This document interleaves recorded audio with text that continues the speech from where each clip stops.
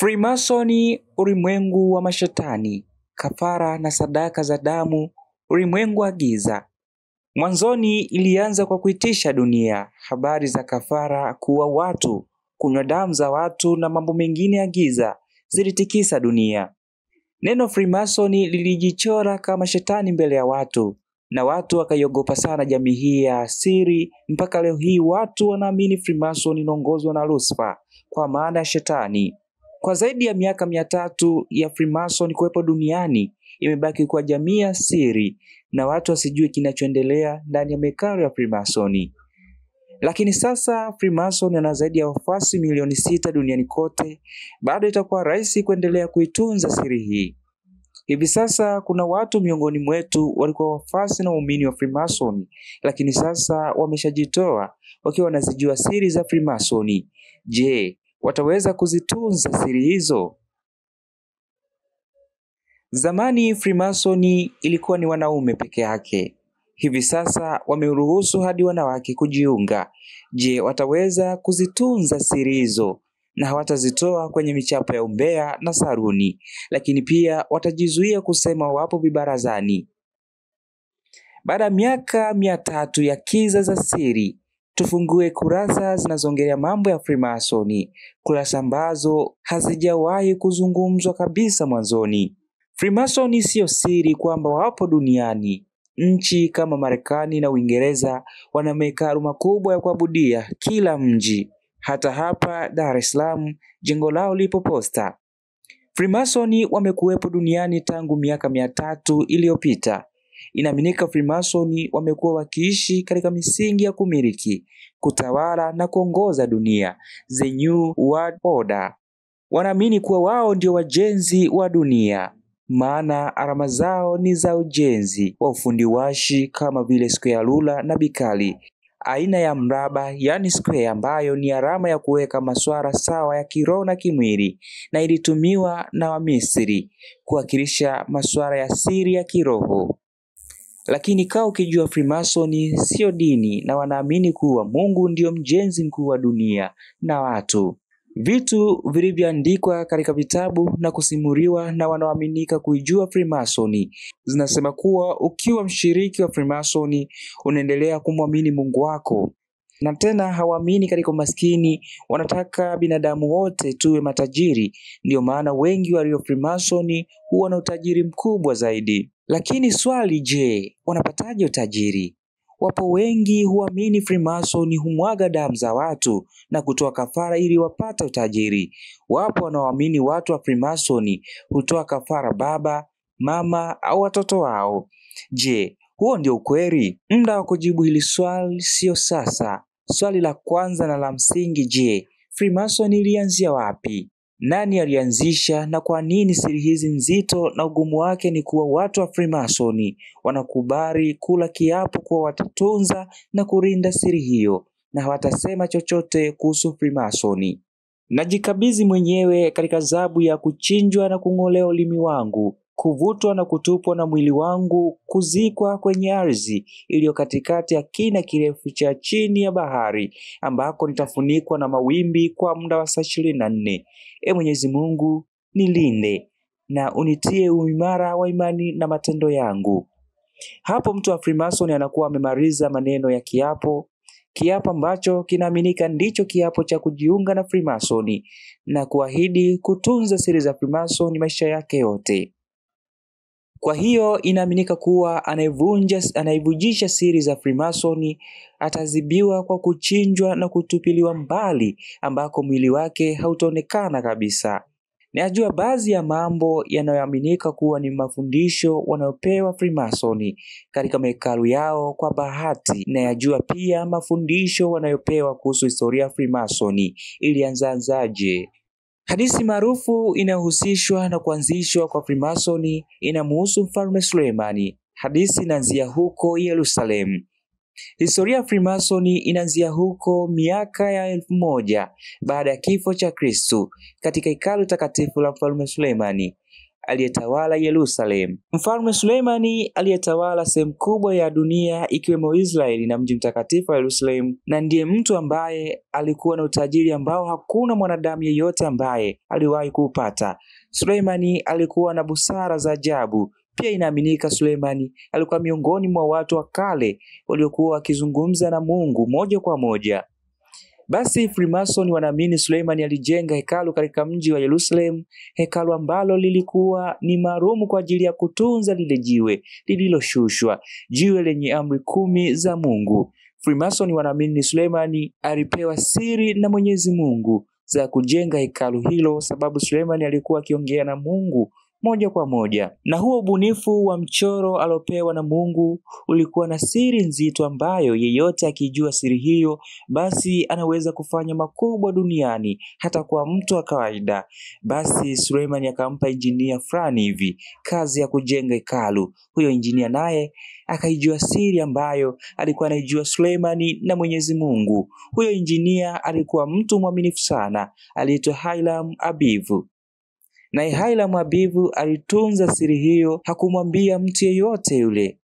Sasa huyu Hiram Abibu ndiye anatajwa na Freemason kwa ndiye chimbuko la Freemason na ndio baba yao wa kiimani. Na hapa utaona kwa nini Freemason wanaamini kuwa wao ndio wajenzi wa dunia wakimsaidia Mungu kujenga, kwani baba yao wa kiimani Hiram Abibu ndiye aliyejenga hekalu la Mungu. Kwani kipindi hicho hakuna mtu aliyekuwa na ujuzi wa kujenga hekalu kubwa kama hilo. Ilikuwaje Hiram Abibu akaanzisha Freemason? Acha nikujuze story hii upate mashiko kuwa ina ukweli ndani yake. Kwa Freemason wana siri fulani ya mafanikio inawawezesha kufanya mambo yasiyo ya kawaida. Hivi unajua kuwa Freemason ndio watu wa kwanza kujenga ghorofa refu na kubwa zaidi duniani. Fahamu kuwa mwaka 1892 hekalu la kwanza la Freemason lilijengwa katika mji wa Chicago huko Marekani. Lilikuwa na urefu wa ghorofa 22. Kwa wakati huo ndio lilikuwa ghorofa refu kuliko yote ulimwenguni. Lilijengwa katika mji wa Chicago. Nitakwambia mambo fulani ambayo dunia tulishindwa kuyafanya, lakini watu fulani wa Freemason waliweza kufanya mambo hayo. Tuendelee na hadithi ya Hiram Abibu, baba Freemason, ambaye alijenga hekalu la Suleimani ambalo lilitunza lile jiwe la amri 10 za Mungu. Basi wakati Hiram anaendelea na ujenzi wa hekalu hilo, kukawa na vijana watatu ndugu ambao walimuonea sana wivu Hiram, wakataka kujua siri ya mafanikio ambayo alikuwa anaijua Hiram na Suleimani. Vijana hao watatu wakawa wanamfuata Hiram na kumuomba siri ya Mungu ambayo ilimwezesha Suleimani na Hiram kujenga hekalu kubwa na la maajabu. Vijana hao waliamini wakijua siri hizo basi na wao watakuwa na uwezo wa kufanya mambo makubwa na ya ajabu ambayo binadamu wa kawaida hawezi kuyafanya. Baba wa imani wa Freemason Hiram Abibu akawa anakataa kuwapa siri vijana wale. Basi wale vijana watatu wenye wivu wakawa wanatafuta upenyo ikiwezekana hata waingie kwa siri ndani ya hekalu ili wajue siri hiyo kwa namna yote ile. Hiram Abibu alikuwa na utaratibu, ifikapo saa 6 mchana alikuwa anaenda kusali, lakini muda wote alikuwa anatembea na karatasi yenye siri ya Mwenyezi Mungu. Wale vijana watatu wakajificha kwenye kona ya hekalu ambalo lilikuwa likiendelea kujengwa, wakamdai awape siri hiyo.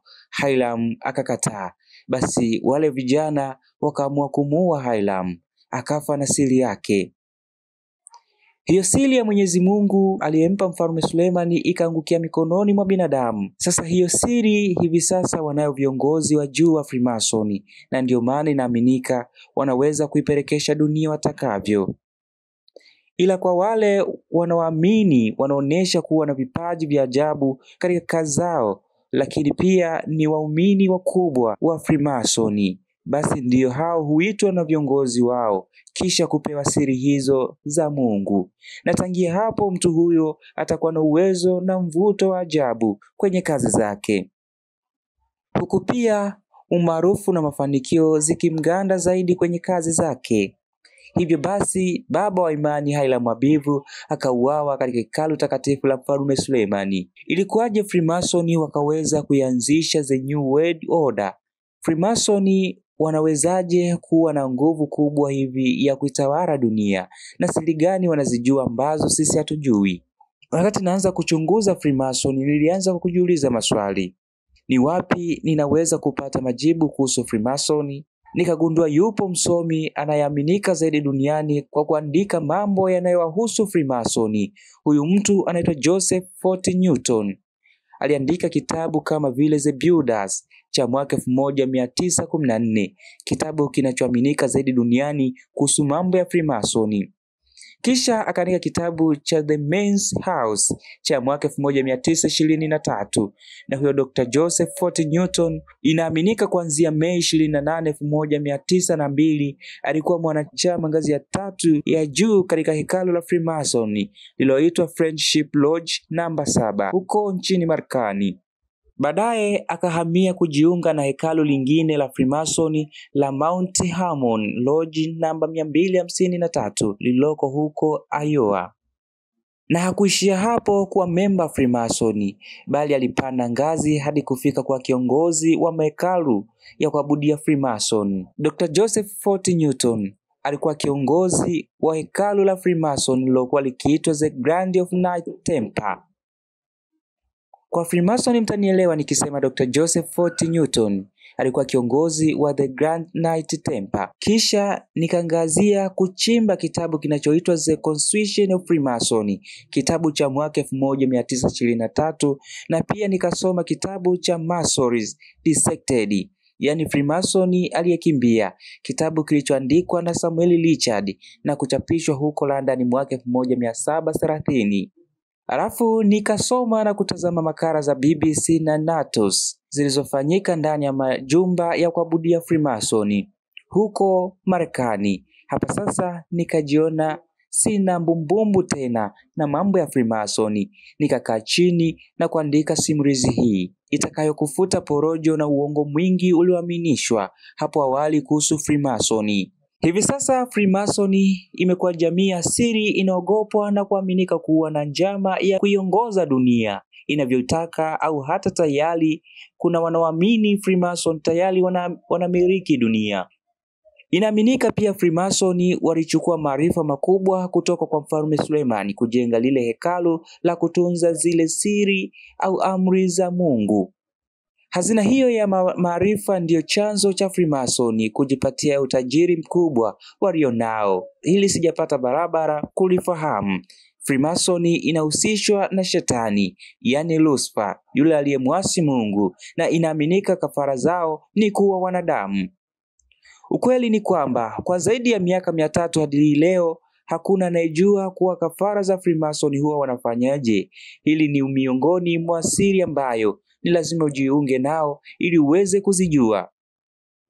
Lakini nazijua story kwa nini watu wa Freemason huua watu ili wapate utajiri. Ukweli ni kwamba Freemason wanapowapokea wageni katika ibada zao, mpaka leo hii lazima wafanye igizo la jinsi baba yao wa imani Haile Mwabivu alivyouawa pale hekaluni. Anayeigiza ni yule aliyejiunga na kuahidi na kula kiapo cha kutunza siri mpaka kifo, kisha atafufuriwa na kuwa na nguvu mpya kama vile mtu aliyetoka kubatizwa.